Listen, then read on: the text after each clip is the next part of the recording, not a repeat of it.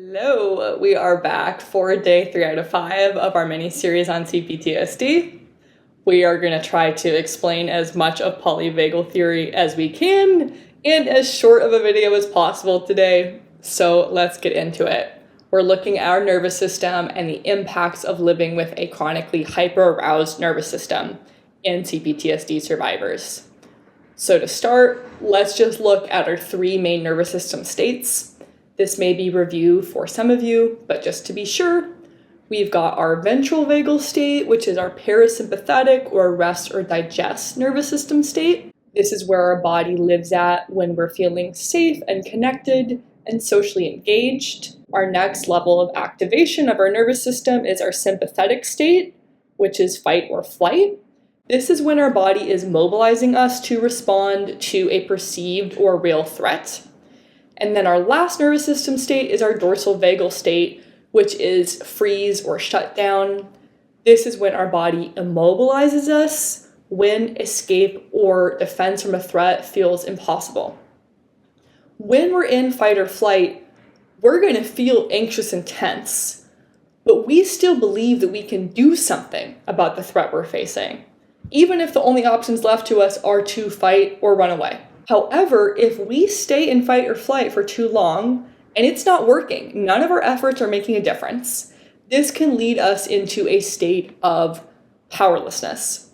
If we feel like we can't run or fight, that's often where our body goes into that freeze mode and we experience dorsal vagal shutdown.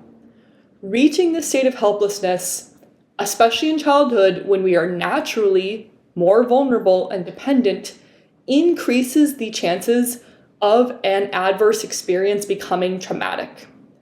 What researchers have found is that trauma comes less from the scary event itself and is more about how we reacted to it, especially whether we were able to mobilize and do something or if we felt trapped and helpless. This shift into fight or flight or all the way up to freeze happens automatically and involuntarily through a process called neuroception. Neuroception is our body's automatic threat detection system that is constantly scanning our environment and other people for safety or danger before we're even thinking about it. But with survivors of complex trauma, our neuroception often becomes hypersensitive or miscalibrated, which keeps our body stuck in chronic defensive states. For many trauma survivors, fight or flight becomes our default mode of operating, and any added stress might trigger that shutdown dissociative state. Spending a prolonged amount of time or frequent time in the dorsal vagal freeze state is toxic to humans. This state mimics playing dead. It slows down our heart rate and reduces our breathing and movement. This defensive response, the dorsal vagal response, is an ancient defense response. It is super adaptive for reptiles who were able to stay in immobilized states with reduced blood flow and oxygen for much longer periods of time. But for mammals like us humans, we have larger brains and need more oxygen, so we cannot stay in this state for as long without serious risks to our health. Survivors of trauma generally are going to spend more time in fight, flight, or freeze, and also struggle to deactivate our nervous system, making it really hard for us to relax or feel safe, even when we're in an environment that should feel safe. Long-term activation of our nervous system can impair what's called vagal tone, which is the strength of our vagus nerve's calming response. For trauma survivors who are stuck in a sympathetic state a lot of the time, we might be living a lot of our lives in fight or flight. We will often develop clusters of health issues that involve supradiaphragmatic conditions, health issues that affect organs above our diaphragm. We might see issues like hypertension, cardiovascular disease, breathing issues like sleep apnea, autonomic disorders like POTS, higher rates of panic disorder. And for those of us who go more often or more easily into that dorsal vagal freeze state, we might see clusters of health issues that involve more subdiaphragmatic conditions, conditions that affect organs below our diaphragm in the abdomen and pelvis.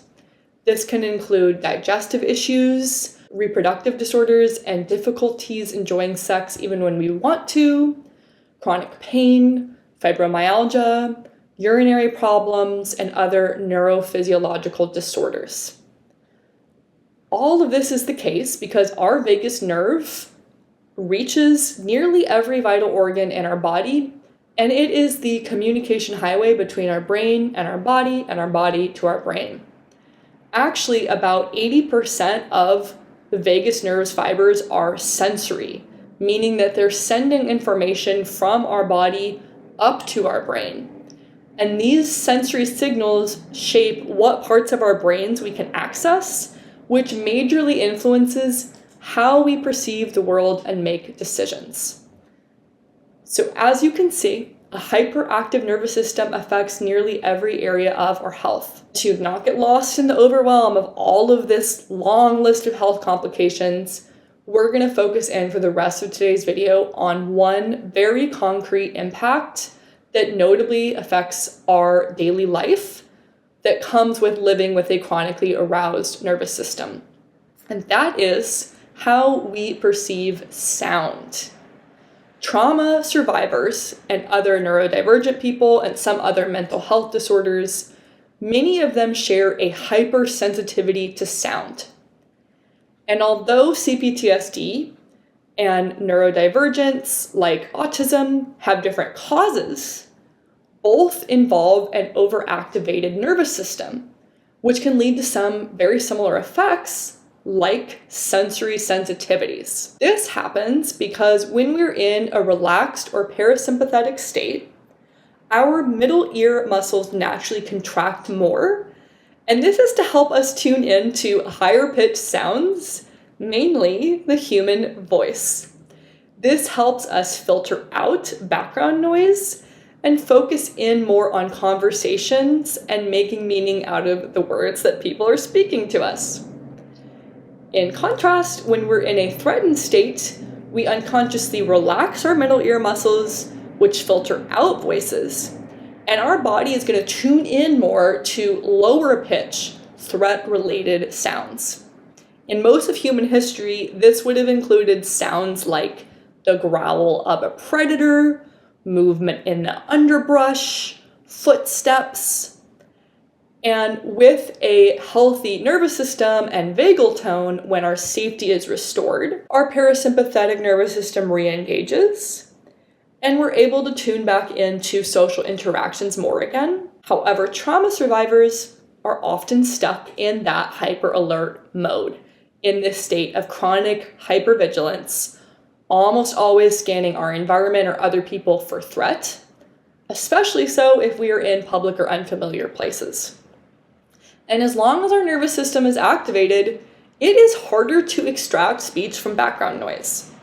This is a big part of why trauma survivors and neurodivergent people often don't like being in louder public places, because loud noises truly bother us more and make it way harder to understand what other people are saying to us. Early trauma in particular can also cause language delays in children. So we're going to close by bringing in a really concrete example here of crossing the street.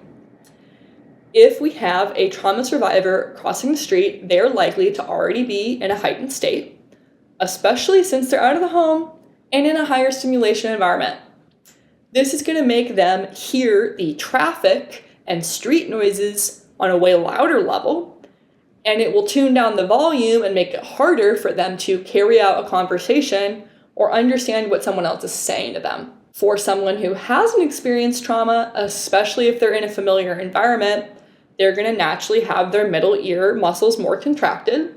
That's going to filter out a lot of that traffic and background noise, and they may mostly be hearing the conversation that they're having and tuning out most of the rest. Learning all of these different impacts of how our nervous system state affects us, I know, can bring in a whole flood of emotions.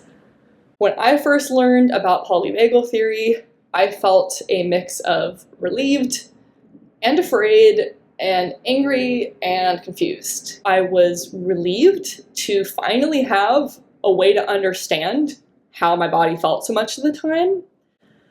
I was afraid because I didn't know what this would mean for my long-term health and what diseases I would have to deal with later in life. And that brought in anger over the unfairness of having to deal with any of this, as well as confusion because I basically had learned and was accepting that my body's stress response is automatic and involuntary. I'm not choosing to respond this way. So I didn't know what to do about my nervous system constantly being activated moving forward. If any of you are feeling these same feelings, I'm going to close today's video with two really important reminders. The first is that however your nervous system was wired, this is not permanent, thank goodness.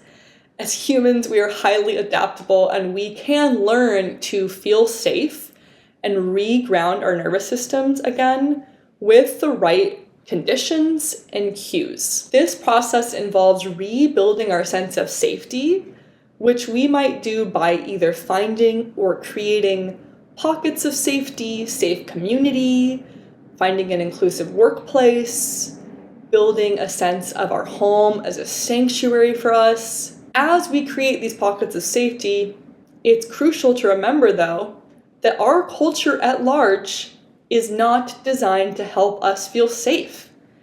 It is built up around systems where if we don't work hard enough and accumulate enough, everything we have is vulnerable. So in this healing process of rewiring your nervous system, give yourself a lot of grace. Healing, especially our bodies, takes time.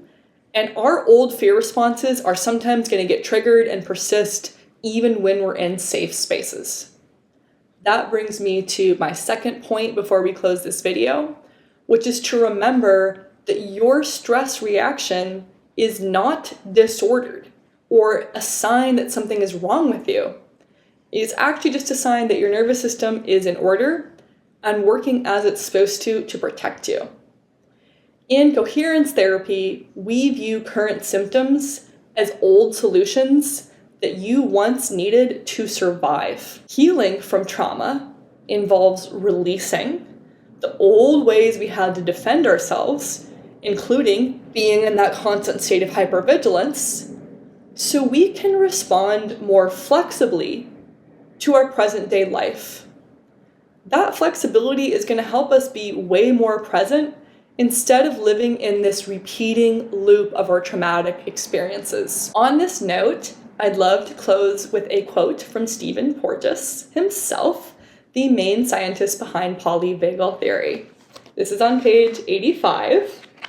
So Stephen Porges tells us therapists to let our clients know who were traumatized that they should celebrate their body's responses, even if the profound physiological and behavioral states they've experienced currently limit their ability to function in a social world.